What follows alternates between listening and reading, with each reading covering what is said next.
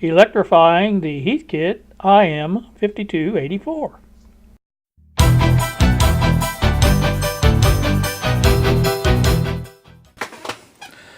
Good evening, YouTube. Here with you on a, is this Monday? Monday, I think? Monday or Tuesday? I can't remember. Anyway, whatever it is.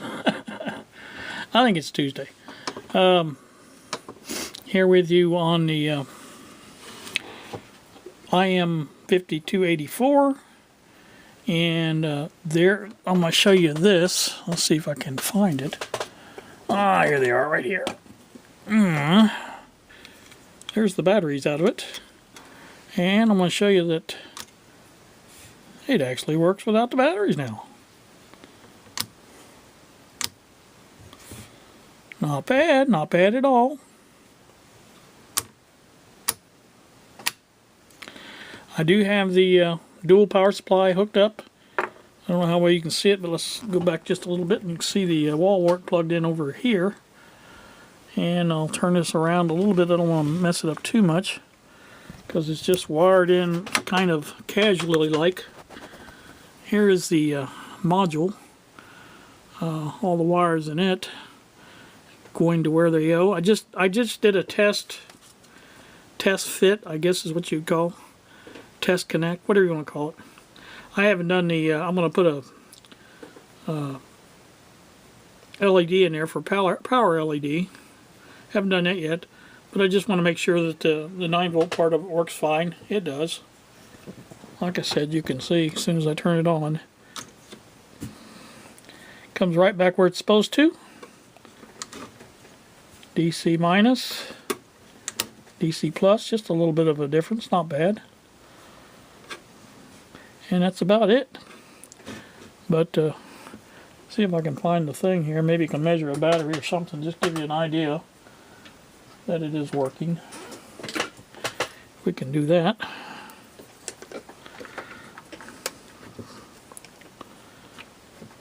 Oops. There we go. So we're on DC plus. Let's and we're on the 10-volt range. So a 9-volt battery should give us a good indication of whether or not it's working. Connect the ground there. And that's just about what it measures because it's a new battery. So that's not bad. Not bad at all. Let's just go to the minus just to see, and we'll connect it backwards and see how it reads that way.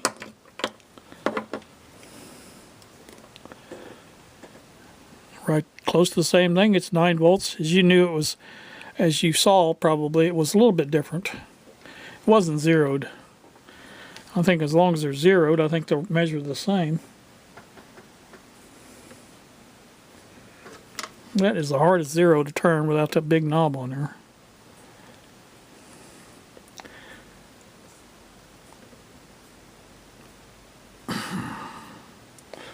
That's pretty close. Yep, see the same thing. Measures the same. Very good, very good. Does work. I'm happy about that. And like I say, once I put the LED in there. Now the LED will run off the 6-volt charger. It doesn't run off the 9-volt supplies at all.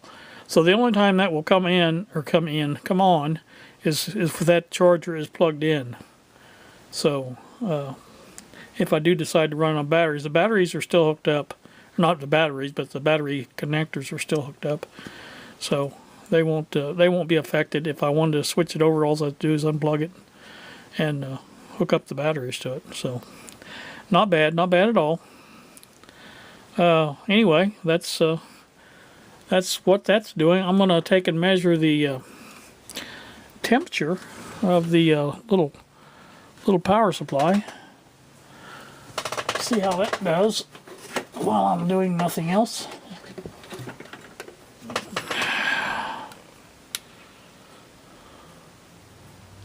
Let's see. Got 71.9, 72.8, 73. Right in this area here, 73. That's nothing out of the ordinary, I don't think. So It's just pointing at the, I never have measured the tip of the soldering iron. I'd like to see that. See if I can get a good accurate measurement of that.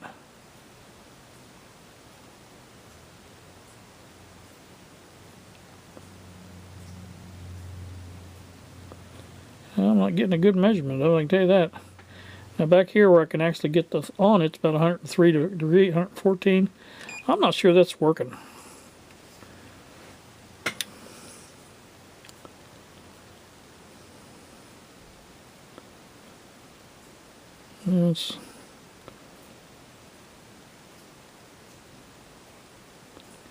If I measure above it, I get a better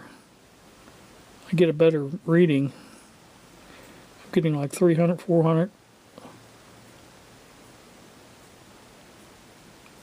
500. So I got 500 volts measuring above it. So now that's kind of an interesting thing. So I'm going to measure above that. That says 75. 75, 74. So if I measure the bench, 72. If I measure above the, that's weird. I think that what do you call it, is off. The LED pointer is way off, because if you measure above what it's pointing at, or if you point the pointer above wherever it is you're measuring, you get a higher reading. And I wasn't even getting close on that soldering iron until I got above it, and I got up to around 500 volts, 500 degrees. So I'd say that's pretty accurate then, but just have to kind of remember that, I guess. Well, those little cheap thermometers can't be all that accurate, but anywho, that's working. So that's good. I like that. I like that a lot. All right. Go ahead and unplug that. Yeah, there's no heat on that at all. So I'm happy about that. All right, let me show you a little closer how I got it wired here. Right. Okay, what I got here is the black wire coming into the negative voltage output here. The ground is in the middle for both supplies, and the positive voltage output is the red wire there. Now the pink wire is the ground, or whatever you want to call it, the in-between. And for the supply voltage, I have the ground as a blue wire right here, and the positive as a white wire right here. So that's how it is connected. I have just it loosely coupled to the connector now. I've got to install this jack. They're actually soldered in good, so it would work like it is. I guess I could go ahead and put that in. Really, the only thing I have to do is put that wire in. The rest of the wires could be. I mean, there's a pretty big space there where those wires can fit, so I don't really have to worry about cutting them that short. So I may just do that. So that would make it a little easier. And like I said, I'll run the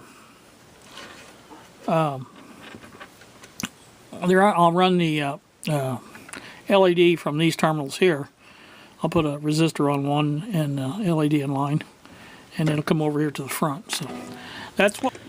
All right. Well, I have got this. Come back one more time this evening. You know me. I get involved doing stuff and hate to put it down. I didn't know how long it would take to cut that hole. It didn't take very long at all. So there you go. There's the hole for the jack. It's mounted there. Like I said, that just fits in there and it's nice and easy. And of course, the top would go on there, and this side will just go back down in here. I'll probably put it down in something, hold it down to where it won't short out anywhere.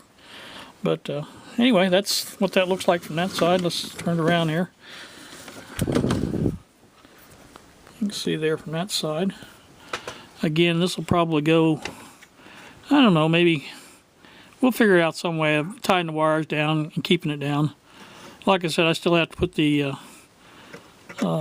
LED wiring in here for this.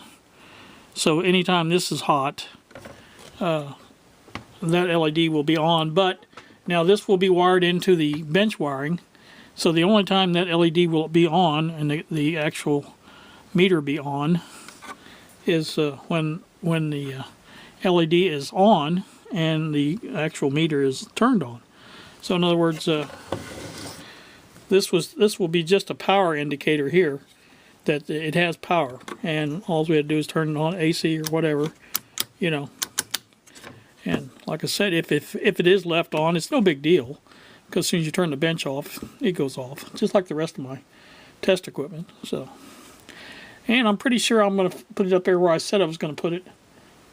I'm pretty sure it's going to fit over there. I'm going to have to take everything off the shelf, rearrange it just a little bit, but I think it will work with the fluke on top. I'll probably have to rearrange the clock. I've never liked that clock there anyway, but anyway, that's what I'm going to plan on doing. So that's going to be it for this. Like I said, I'll let you guys go back to the other ending because I did it so eloquently. You guys have a good one. Front. So that's what we got going so far. Now, like I said, it's 8:54 right now. I'm going to probably cut it off the rest of the evening. I want to get some other things done. And you guys have a great evening. I appreciate you watching this little demonstration, or whatever you want to call it. And I guess I'll let you go. And you guys have a good night. Thanks for watching, and we will see ya.